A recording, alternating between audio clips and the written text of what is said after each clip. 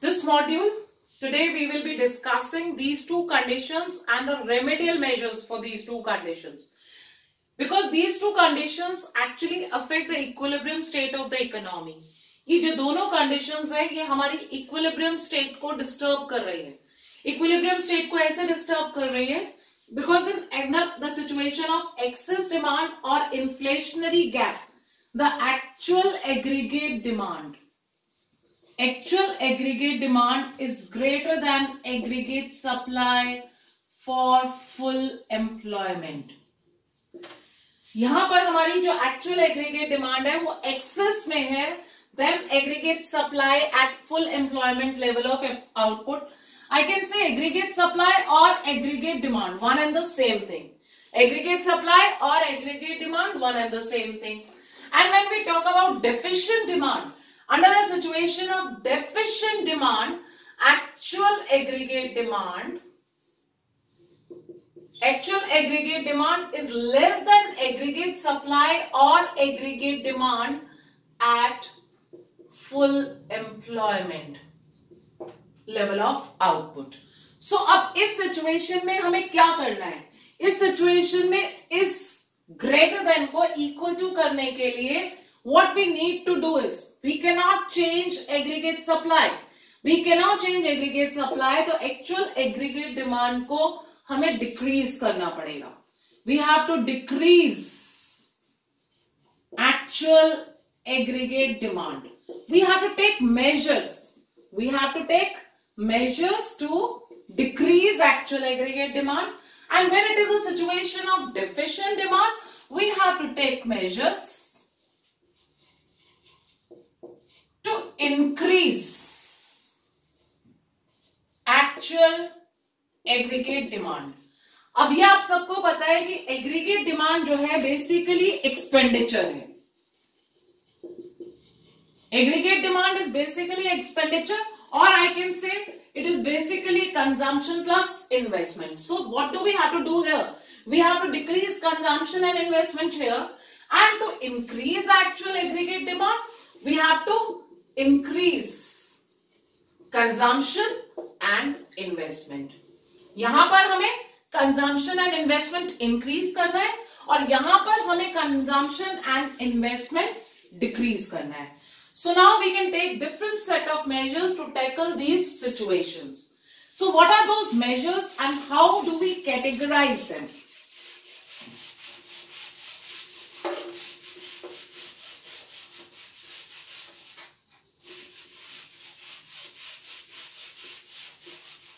Measures to check excess demand or deficient demand are same. Tools हमारे same हैं.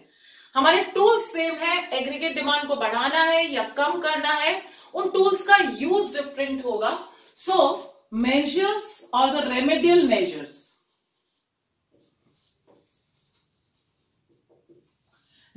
Measures for excess और deficient demand are divided into two categories. Those two categories are category number 1, fiscal policy measures. Fiscal policy measures, and category number 2,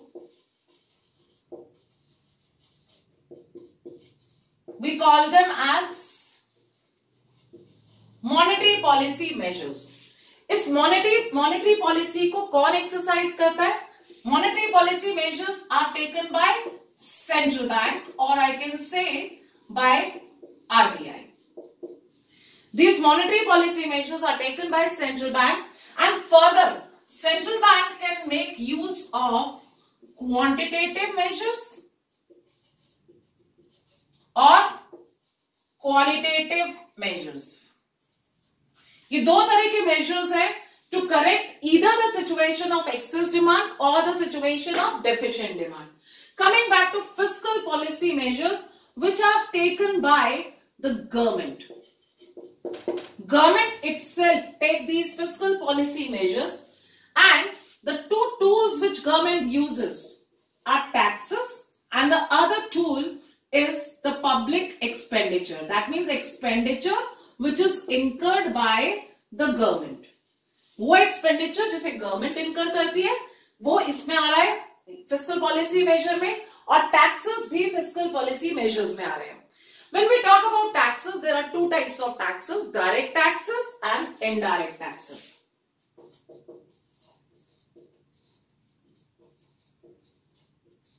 Direct taxes like income tax, profit tax; indirect tax like GST. These are the examples. Now, we will be discussing first the fiscal policy measures, then we will be discussing monetary policy measures, what is their role under a situation of excess demand or deficient demand. So let's start.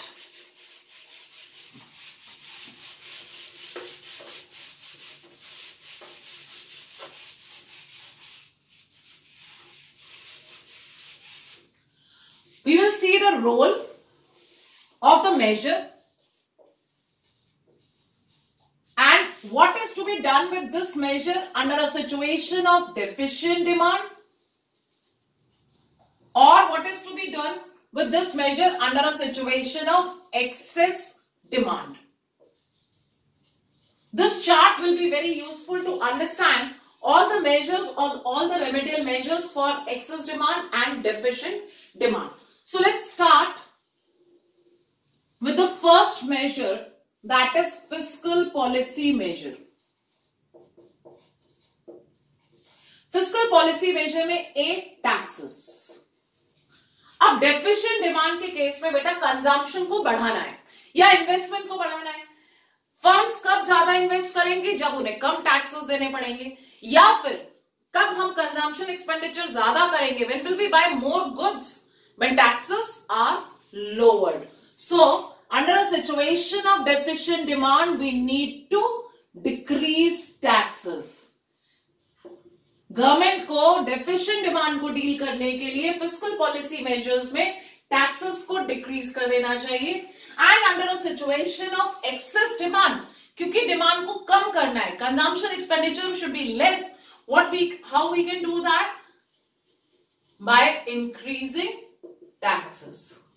So this is the first fiscal policy measures.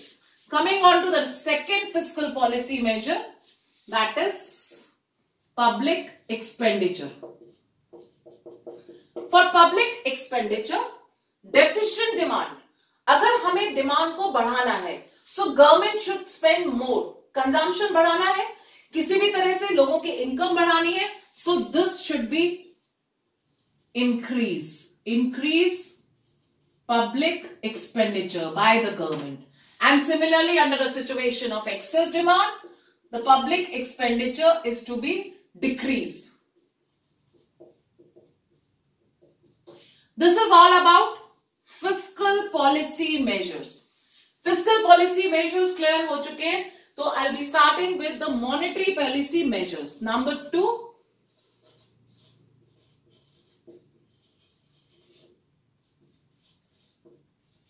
monetary policy measures में first we will be taking quantitative measures.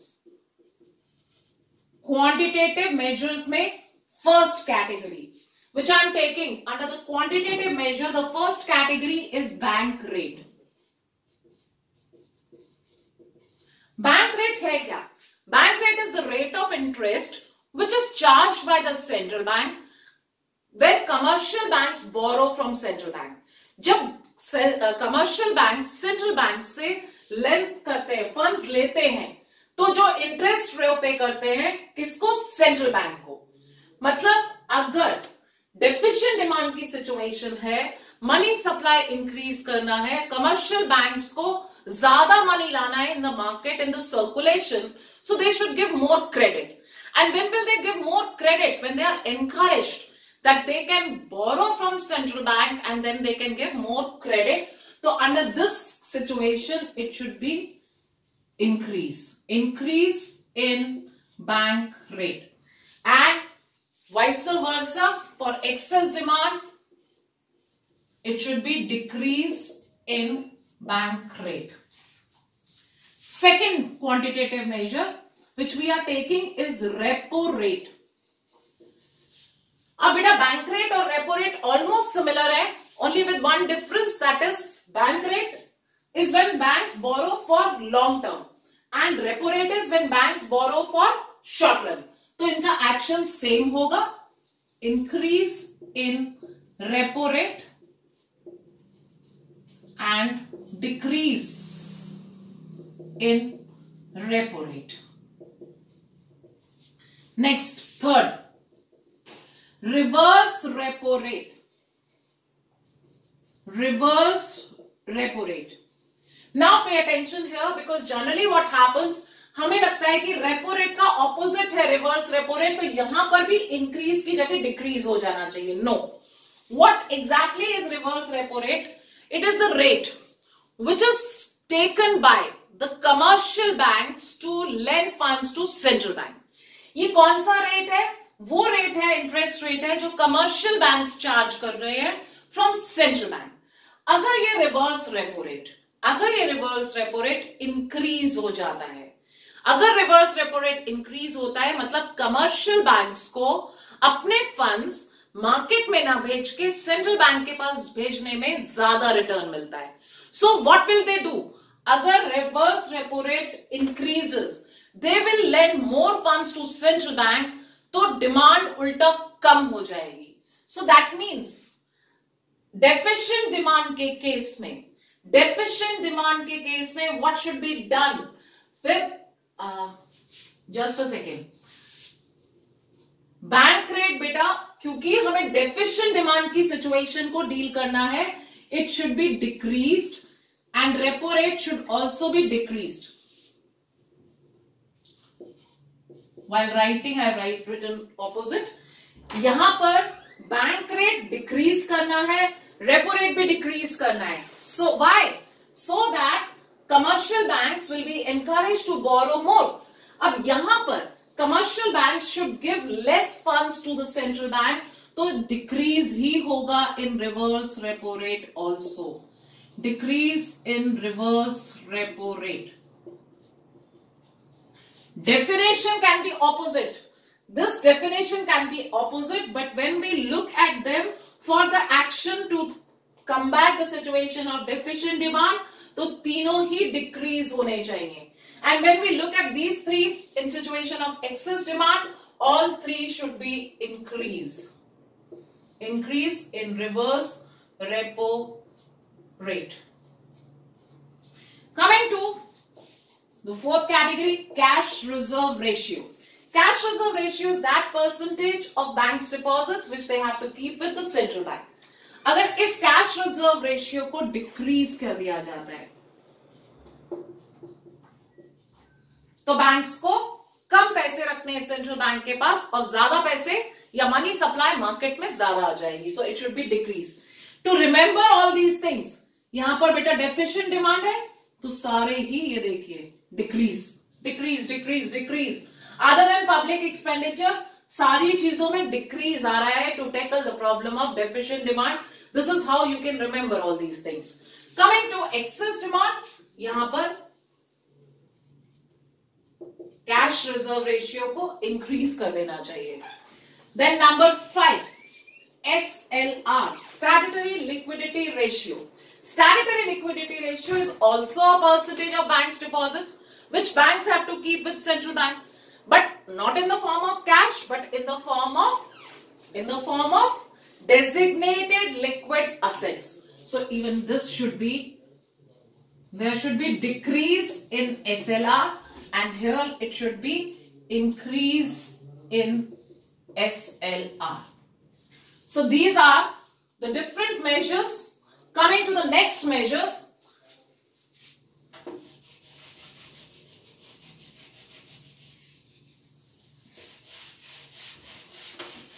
the monetary measures only, and under the category of the monetary measures only, under the category of quantitative measures only, one more is left, that is number 6, open market operations. Open market operations. What we mean by open market operations is buying and selling of securities. Open market operations होते हैं buying and purchasing, selling of the securities by central bank to public and government. अब ये अनबैंक्स, तो open market operation, अगर central bank securities को sale करता है, अगर सेंट्रल बैंक सिक्योरिटीज को सेल करता है, तो फ्रॉम द मार्केट और फ्रॉम द बैंक्स और from the public the money goes to central bank. ये किस केस में होना चाहिए? Under a situation of excess demand. So selling of securities by central bank. Selling of securities by central bank to check the situation of excess demand. Coming to deficient demand. इस case में central bank अगर securities को purchase करता है, अगर central bank securities को purchase करता है, तो सेंट्रल बैंक मनी दे रहा है मार्केट में, money supply increases, automatically consumption and investment will increase. So purchase of securities by central bank. Purchase of securities by central bank under a situation of deficient demand. ये थे हमारे सारे all the quantitative measures. Now coming to qualitative measures. पहला qualitative measure है हमारा margin requirement. Margin requirement is a difference between the amount of loan offered and the security which is given against the loan. अगर हम इस security amount को बढ़ा देते हैं, तो people will be discouraged to borrow. If people will be discouraged to borrow, they will have less money in their hand. So margin requirement should be increased. Margin requirement should be increased under a situation of excess demand and decreased under a situation of deficient demand. Then credit rationing. Credit rationing is generally used by the central bank to target any particular area. For example, even either the agricultural sector, कि agricultural sector में spending ज़्यादा या कम होनी चाहिए, or for example in the manufacturing sector. So credit rationing जो है, it will be increased. Credit rationing मतलब कम credit दिया जाए, it will increase. Central bank will exercise it more under a situation of excess demand, and this will be less. Credit rationing will be less under a situation of deficient demand. So all these are the remedial measures to tackle the problem of deficient demand and excess demand. With this, we have completed this unit. Equilibrium level of income output and employment, investment multiplier, and lastly, the deficient demand and the excess demand situations. The complete unit is for 12 marks, and this topic is very important for that.